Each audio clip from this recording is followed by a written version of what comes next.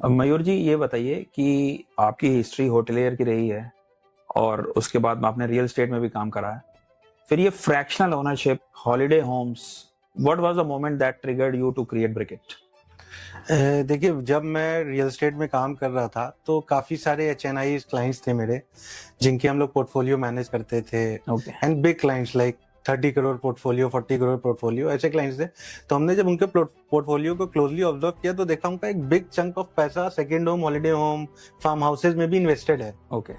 तो जब मैंने इसमें और डीप डाइव करना शुरू किया कि एसेट क्लास के क्या बेनिफिट एडवांटेज है, तो मुझे पता लगा कि अगर आप देखो क्लोजली तो it is one of the best asset class in real estate industry, but retail investor इसमें पार्टिसिपेट नहीं कर पा रहा है ड्यू टू एंट्री बैरियर। या उसमें इसमें अमाउंट बहुत बड़ा शायद होता है। दो सलमान तीन खान के फार्म हाउस में हाँ सुनते थे हम लोग। हम हम्म। लोग कभी सोचते थे कि अपने फार्म हाउसेस होंगे। हाँ, तो ये एस्पिरेशन तो हमेशा से रही, बट इसमें कुछ मल्टीपल बैरियर्स हमको फाउंड हुए। तो जो 3 प्रॉब्लम स्टेटमेंट हमने फिगर आउट किए, जी। सबसे पहला स्टेटमेंट था अफोर्डेबिलिटी। इंडिया में मोस्ट ऑफ द पॉपुलेशन अपना प्राइमरी होम लेने में ही पूरी लाइफ उसकी निकल जाती है, बिल्कुल। तो सेकंड होम, हॉलिडे होम के बारे में सोच ही नहीं पाते हैं।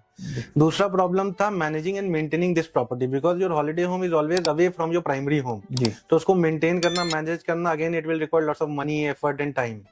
और तीसरा प्रॉब्लम जो है इसमें वो है अंडर यूटिलाइजेशन। अगर आप एक हॉलिडे होम खरीद भी लेते हो, बट उसको आप मैक्सिमम 1 महीना यूज करोगे, 2 महीना या 3 महीना, you are not gonna stay there permanently.